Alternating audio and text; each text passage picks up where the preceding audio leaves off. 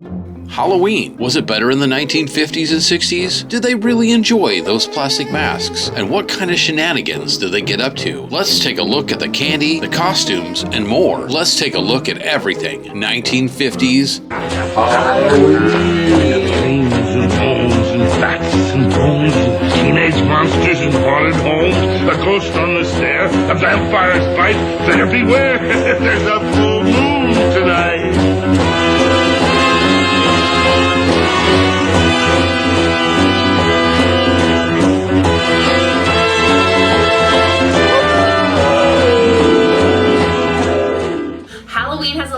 And buried history full of frights, ghosties, and ghoulies, with plenty of tricks and treats and frivolity thrown in. The United States had developed a variety of regional Halloween customs by the end of the 1800s. In rural New Hampshire, barn dances were a Halloween tradition.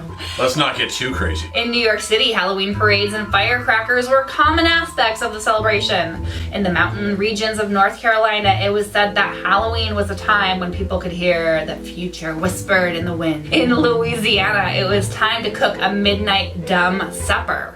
A dumb supper? What? Wait. A meal eaten without speaking. Really? A dumb supper for a ghost to join the table. Like a seance dinner. Kinda. In the 1900s, Halloween became a celebration for children more than adults. Towns and cities began hosting large community Halloween celebrations, parades, and parties. This is also when the commercialization of Halloween started with the production of postcards and die-cut paper decorations. That's right, capitalism, baby. By the late 1900s, Halloween had become one of the most profitable holidays for American business. Trick-or-treating.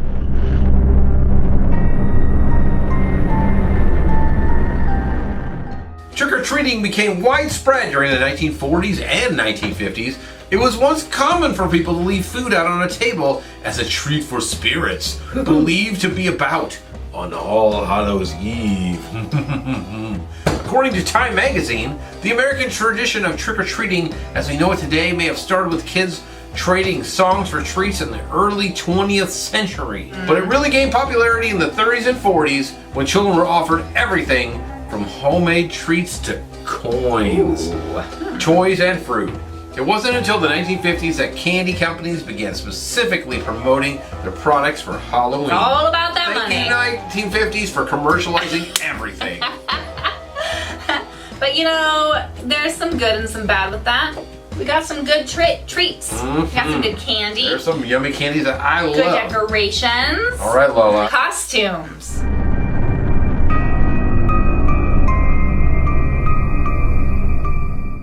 In the 1930s, the golden age of cinema and monster movies paved the way for the aesthetics of Halloween and its costumes for decades to come.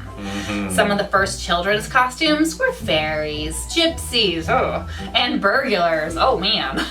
In the Was the Hamburglar one of them? I mean, not yet. I think that came later.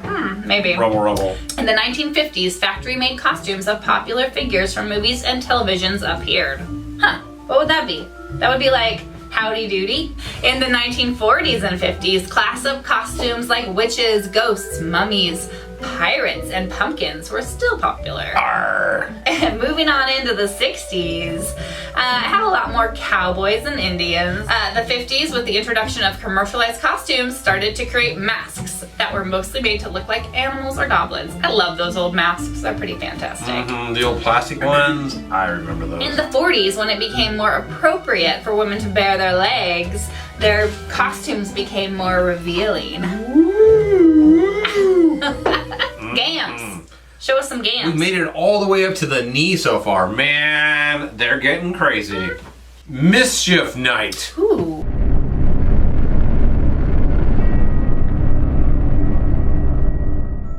As trick-or-treating became part of the American culture in the 1950s, the mischief did not disappear entirely. It just moved to the night before Halloween. Ooh. Can you imagine 2 nights of Two Halloween? nights of Halloween? It was more of a Midwest and East Coast thing and didn't spread to the West Coast at all. While the vandalism was usually along the lines of soaping up the windows, spraying shaver cream, and throwing eggs at houses and tossing toilet paper over trees and bushes, I never did that. it took a truly dark turn in Detroit, and other Michigan cities such as Saginaw and Flint. No. That lead in the water, man. Which were set ablaze, what became known as Devil's Night. We said that very excitedly, but honestly, that would be terrifying. I would not have wanted to. Terrifying! Oh my gosh. No. Horrifying. No, people. What were you thinking? Haunted houses. Haunted houses.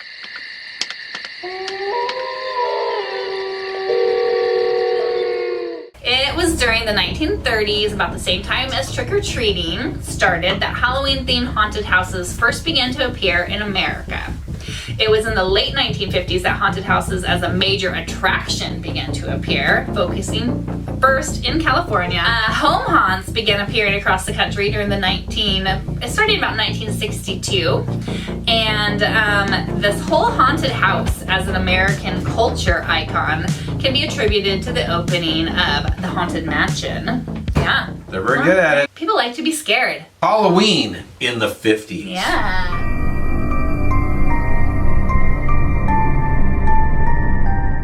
By the 1950s, Halloween had transferred into a family-friendly holiday from the previous scary one where they had ghosts meeting them over dinner, apparently. And geared towards children. But never fear, it wasn't just the kiddies having fun after World War II. Optimistic and increasingly suburban America embracing the at-home cocktail hour. Leading to novelty barware that included toxic-themed glasses. Why don't I have With a post-war those? baby boom.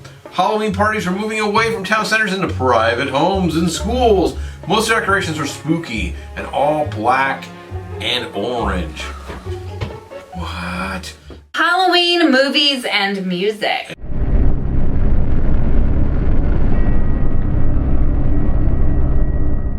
It was 1955 that brought The Legend of Sleepy Hollow. And what a legend it was. Ooh, an episode from the popular TV show Disneyland into homes across America. I think we all remember that one. We can discuss. February 1956 saw the release of the horror film Invasion of the Body Snatcher. Halloween's equivalent of Jingle Bells, the catchy song Monster Mash. The Monster Mash. By The Monster Mash. The Monster Mash by Bobby Pickett and the Crypt Keepers. Haha.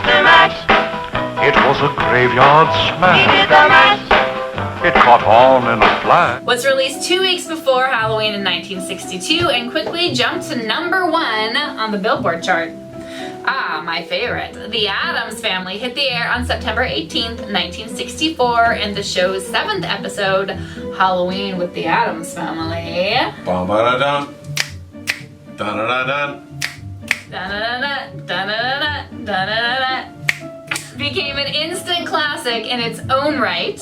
It was so revered, in fact, that NBC turned it into a television movie in 1977, 11 years after the show went off the air. Oh. Treats!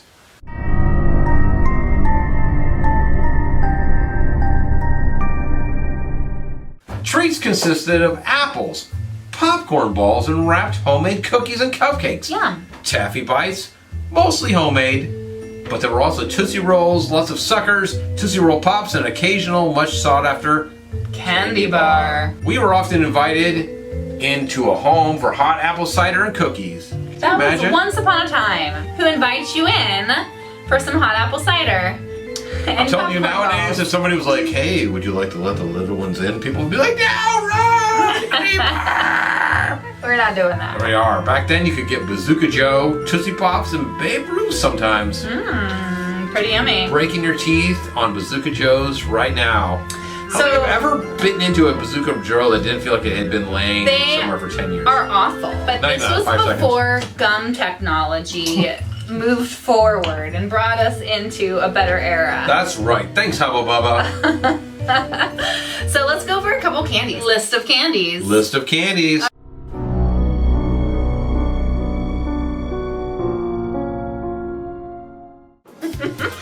The York Peppermint Patty, maybe a favorite treat. I don't know. Do you like the York Peppermint Patties? I feel like I'm standing on the mountain of snow. Believe it or not, that came around in 1940. That's a long time ago. There were Mike and Ike's, M&M's, Yes. M&M's debuted in 1941. I wonder if they had developed their candy technology to not melt in your hand. There were Dots, Gumdrops, Goros, preceded by Crows. I will not let you disparage of the Dots because, in my personal opinion, Dots and Crows are two of my favorite candies of all time. I realize other people don't feel the same way, but if I go to another movie theater that does not have Dots for sale, I will once again turn around, walk out, go down to the local store, buy the Dots, and I will smuggle them through your front door because, gosh darn it, you should be selling me Dots if you want me to come see your movie. Lola knows the rules. The rules.